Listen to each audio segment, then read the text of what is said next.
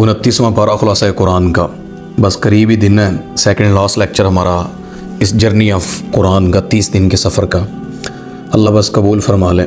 29वें सिपारे में 11 सूरतें हैं और सब मक्की हैं। पिछला सिपारा जो सब मदनी सूरतें थी और इनका मौजू भी खानगी और मुआशरती ताल्लुकात पर है, यानी मुआशरती मुआशरे में जो चीज़ें मेन हैं। एक होता है अल्लाह की बातें समझाना, नबी की, गैब की, पुरानी। एक होता है आपकी मौजूदा सूरत हाल पर तबसरा करना। तो आए यहाँ से जो आगाज़ कर सूरतुल मुल्क, अल्लाहु अकबर। इस सूरत की फजीलत भी बड़ी है। जो शख्स रात को सोने से पहले पढ़ता है ना, कब्र का अज़ाब नहीं होगा उससे, वो महफूज रहेगा कब्र के अज़ाब से इंशाअल्लाह। जो ये सूरत पढ़ कर रोज़ाना सोता है, छोटी सी है, पढ़नी चाहिए, इतनी आयात नहीं है, लेकिन जिसको आदत ना बनी और वो भूल में रहा, तो मेरे भाई आपके पास कब्र में इससे बड़ी लॉजिक और सिक्योरिटी नहीं हो सकती। तो सूरत मुल्क, बिस्मिल्लाहिर्रहमानिर्रहीम, तबारकल्लज़ी बियदिहिल मुल्क व हुवा अला कुल्लि शैइन क़दीर। ये अल्लाह ताला ने जिसका आगाज़ किया, अल्लज़ी खलक़ल मौत वल हयात लियब्लुवकुम अय्युकुम अहसनु अमला व हुवल अज़ीज़ुल गफ़ूर, अल्लज़ी खलक़ सबअ समावातिन तिबाक़ा। ये सारी बातें जो अल्लाह ने की हैं सो मुल्क की 1 से 4 नंबर आयत तक। तो अल्लाह ताला ने फरमाया कि ये कायनात जो है ना, ये फ़जूल किस्म की चीज़ों का मजमुआ नहीं है, बेमकसद नहीं है, बल्कि ये इंतहाई मुंतज़िम तरीके से अल्लाह ने बनाई है। आप ढूंढ कर भी इसमें कोई नुक्स तलाश नहीं कर सकते। आसमान में जाएं, इतना बड़ा है, मशरक़ मगरब, जिस मर्ज़ी मुल्क में बैठ कर आसमान को देखें, आप साबित नहीं कर सकते उसमें कोई ऐब है। ज़मीन देख लें, ऐब क्या है, ज़मीन हर जगह पर उसकी अपनी खासियत।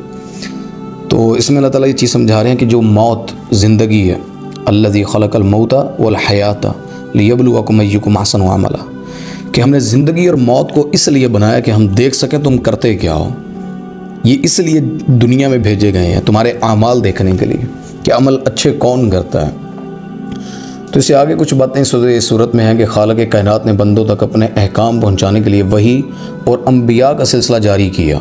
ये बिला वजह और बिला नतीजा नहीं है कि ऐसे ही नबी बनाकर भेज दिए, ज़िम्मेदारियाँ दी, किताबें उतारी, सहीफ़े उतारे, और ये बिला वजह और बग़ैर किसी ज़रूरत के नहीं उतारा। अल्लाह ने अच्छे अमाल करने वाले को खालिक़ व मालिक की रज़ामंदी का उसे मुस्तहिक अल्लाह करेगा, और इनकार करने वाले जो हैं वो गज़ब का शिकार होंगे। ये अल्लाह इस सूरत में ये चीज़ समझा रहे हैं। तो बहरहाल अल्लाह ताला हमें अमल की तौफ़ीक़ अता फ़रमाए। सूरत मुल्क में बड़ी बातें हैं पढ़ने वाली। इससे आगे सूरत नून है। अहले मक्का नबी पाक सल्लल्लाहु अलैहि वसल्लम के पैगाम से लोगों को दूर करने के लिए कहते थे कि ये मजनू है, ये दीवाना है, इसकी बात आपने क्यों सुननी है। तो अल्लाह ताला ने फरमाया कि आप तो खल्क़े अज़ीम के मालिक हैं, इन्नका लअला खुलुक़िन अज़ीम। यानी ये दीवाने हैं ना, अगर आपको लगता है ये मजनू है, तो ऐसा अखलाक यार, ऐसे मीठे बात तमीज़ से करना, तोल के करना, फजूल बात नहीं करते। और जिनका ज़हनी तवाज़ुन दुरुस्त नहीं होता ना, वो तो पागलों जैसी बातें करते। मेरा नबी तो सुलझी फूलों को अपने मुंह से निकालता, मोती परोदे थे बात करके आका सल्लल्लाहु अलैहि वसल्लम। तो ये आपको मजनू लगता है? माज़अल्लाह, ये मजनू नहीं है, ये तो अखलाक का पैकर है, अजीम अखलाक का। तो अल्लाह ताला इसमें ये बात समझा रहे हैं 1 नंबर से 4 नंबर आयत तक। जो लोग मालो दौलत के घुमंड में हक़ का इनकार कर रहे हैं, उन्हें बाग वालों का वाक़या याद रखना चाहिए। एक शख्स को अल्लाह ने बहुत शानदार बाग दिया था, वो उससे अल्लाह के रास्ते में खर्च भी करता, 3 हिस्से बनाता था। जब बड़े हुए तो बेटों ने कहा बाप हमारा पागल था, ऐसे इतना बांटता रहता था। उन्होंने सब जमा करना शुरू कर दिया। तो एक दिन सुबह उठकर जब बाग में पहुंचे तो सारा कुछ फना हुआ पड़ा। हैरान हो गए, कहते ये हमारा बाग ही नहीं। अल्लाह ने कहा तुम्हारा ही है। फिर उनके दिमाग में आया कि हमने ना शुक्री की तो अल्लाह ने फिर हमारा हाल ये कर दिया, हमने अल्लाह के रास्ते में नहीं दिया। तो बहरहाल ये चीज़ समझने वाली है। सूरत नून की 17 और 33 नंबर आयत में भी ये सारी बातें आपको इसकी मिल जाएंगी। और फरमाया अल्लाह ने कहा कि कज़ालिकल अज़ाब वल अज़ाबिल आखिरति अकबर, यानी दुनिया में जो हम अज़ाब देते हैं ना, आखिरत का अज़ाब इससे कहीं बड़ा है। ये तो बिल्कुल वलनुज़िक़न्नहुम मिनल अज़ाबिल अदना दूनल अज़ाबिल अकबर, हम इनको बड़े बड़े अज़ाबों से पहले छोटे छोटे अज़ाब छिकाते हैं। लअल्लहुम यरजिऊन, शायद के लौट आएँ। ये अल्लाह वो बात समझा रहे हैं यहाँ पर। तो ये आप पढ़ सकते हैं 13 से 33 नंबर आयत में। इससे आगे एक चीज़ सूरत नून की 42 और 43 नंबर आयत कि क़यामत की जब अल्लाह अपनी पिंडली से नूर के पर्दे हटाएगा और लोगों को सजदे की दावत दी जाएगी, तो जो आज सजदा नहीं करते ना, नमाज़ें नहीं पढ़ते, झुकते नहीं अल्लाह के सामने, वो उस दिन ख्वाहिश करेंगे काश कि वो अल्लाह के सामने सजदा कर सकें, लेकिन शर्मिंदगी से उनके सर झुक जाएंगे, वो अल्लाह के सामने सजदा नहीं कर सकेंगे। ये बहुत बड़ा अलमिया है। तो जो अब नमाज नहीं पढ़ता, अब खैर पर नहीं चलता, अल्लाह के सामने झुकता, वो क़यामत को भी नहीं झुक सकेगा। और ये बहुत बड़ा अज़ाब है कि अल्लाह अपने सामने झुकने ही नहीं देगा। اس آگے رہتا ہے فرمایا کہ نبی صبر کے ساتھ تبلیغ کرتے رہیں، مچھلی والے یونس کی طرح غم زدہ ہو کر دعوت کو چھوڑ نہ دینا، تبلیغ چھوڑ نہ دینا۔ یہ 48 نمبر ہے سورہ نون کی۔ وہ مثالیں پرانی دینی تاکہ اللہ کے نبی کا دل مضبوط ہو جائے، ارادے پختہ ہو جائیں، یعنی آپ سے پہلے لوگوں کی بھی آزمائشیں ہوئی ہیں اس وجہ سے۔ پھر آگے سورۃ الحاقہ ہے، اس میں قوم عاد قوم سمود نے جو قیامت کا انکار کیا تو اللہ نے قوم سمود کو چیخ سے ہلاک کر دیا۔ ایک ایسی چیخ آئی، اس نے سب کے پردے پھاڑ دیے اور سب مر گئے اس کے اندر۔ قوم عاد اللہ نے ہواؤں کو بھیجا جو 7 دن تک مسلسل چلتی رہیں، اور جب رکی نا 7ویں دن تو لوگوں کی لاشیں ادھر ہواؤں میں، ادھر زمینوں پر، کہیں کہیں، کیوں؟ مرے ہوئے پڑے ہوئے، اتنی سخت اللہ نے ان پر آندھی بھیجی۔ 8 دن تک، 7-8 دن تک، یعنی 7 رات اور 8 دن اللہ نے ان پر عذاب بھیجا۔ تو اللہ کہتے ہیں کہ ان کے اوپر جب عذاب آیا نا تو کوئی ایسا بندہ بھی نہیں تھا جو بچتا جو ان کو دیکھ کر آگے کسی کو بات سناتا۔ یہ ہم بتلا رہے ہیں، وہاں پر کوئی ایسا بچہ بھی نہیں جو ان کے واقعہ کسی کو سنا سکتا۔ تو پھر اس سے آگے فرعون کی نافرمانی، یعنی جس طرح فرعون نے جو نافرمانی کی اللہ کی، اللہ کے رسول کی، تو اللہ نے اسے کیسے پکڑا، وہ 101 نمبر آیت میں اللہ اس میں سمجھا رہے ہیں۔ اور اس سے آگے پھر اللہ تعالیٰ فرماتے ہیں جو لوگ مال و زر، طاقت، حکومت کی وجہ سے قیامت کا انکار کرتے ہیں، انہیں زنجیروں میں جکڑ کر لایا جائے گا اور پھر جہنم میں ڈال دیا جائے گا۔ یہ اللہ تعالیٰ ان کو سمجھا رہے ہیں کہ جو انکار کرتے تھے مال و دولت کی وجہ سے، ان کے ساتھ ہم کیا کریں گے، اور وہ اس وقت اپنی دولت اور سرداری پر افسوس کر رہے ہوں گے۔ یہ 37 نمبر آیت تک یہ بات سمجھنے والی، یعنی اس وقت چیخنا چلانا کہ یار کاش میں ایسا کر لیتا، پھر ایسا کچھ ملنا نہیں۔ اللہ یہ سمجھا رہے ہیں ہمیشہ ایسی بات پر نہ رہیں کہ شاید میں جو ہوں دولت یا کسی وجہ سے گھمنڈ میں رہوں کہ میرا بڑا تعلق ہے، خرچ کرتا ہوں۔ گھمنڈ کرنا کسی بات پر، دین پر، تو آپ سے پہلے اللہ نے بڑے لا کر ایسے فنا کر دیے جو آپ سے بڑے امیر تھے۔ تو اس سے آگے اللہ تعالیٰ نے پھر سورۃ المعارج، اس میں قیامت واقع ہو کر رہے گی، اسے کوئی نہیں روک سکتا۔ لوگ اسے دور خیال کر رہے ہیں، لیکن اللہ کہتے ہیں یہ بالکل قریب ہے، بالکل قریب ہی ہے۔ سورۃ المعارج میں آپ پڑھ سکتے ہیں اللہ جو قیامت کے بارے میں سمجھا رہے ہیں۔ لوگ عذاب کو دیکھیں گے تو بیوی بچے خاندان کو چھوڑ کر بھاگ کھڑے ہوں گے، اور جہنم سے بچ کر وہی جنت میں جائیں گے جو نماز قائم کرتے ہیں، فقیروں اور محروم لوگوں کو ان کا حق دیتے ہیں، زناکاری سے بچتے ہیں، امانت اور وعدوں کی پاسداری کرتے ہیں، درست شہادت دیتے ہیں، گواہ اچھے ہوتے ہیں اور نمازوں کی حفاظت کرتے ہیں۔ ہم اس میں ہر عمل شروع سے دیکھیں نا، اب نماز قائم کریں۔ پاکستان میں 80% یا 70% لوگ نماز نہیں پڑھتے، اور وہ لوگ جو فقیروں اور محروم لوگوں کو نہیں دیتے ہیں تو 50-60 روڈ پر دے دیتے ہیں، کبھی کبھار وہ بھی روایتی منگتوں کو، سفید پوشوں کو جو محروم ہو چکے ہیں چیزوں سے، دنیا سے پریشان، ہاتھ نہیں پھیلاتے، ان کو نہیں دیتے، زناکاری سے نہیں بچتے، فحاشی سے، امانت اور وعدوں کی پاسداری نہیں کرتے وہ، اور درست شہادت، جھوٹی گواہی دیتے ہیں۔ اللہ معاف فرمائے، جھوٹی گواہی کی سزا بھی بڑی سخت، اور نمازوں کی حفاظت کرتے ہیں۔ ہے جو نمازوں کی حفاظت کرتا ہے نا، اس کے سارے اعمال ہی محفوظ ہو جاتے ہیں۔ بہرحال یہ محنت کی بات۔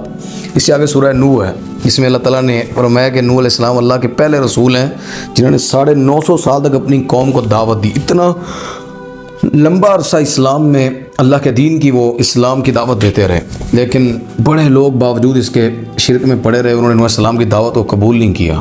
تو نوح علیہ السلام نے دعوت نہ قبول کرنے کی وجہ سے جب غصہ کیا تو فرمایا اللہ ان پر عذاب بھیج دے۔ اللہ نے پانی کا عذاب بھیج کر پوری قوم کو تباہ کر دیا۔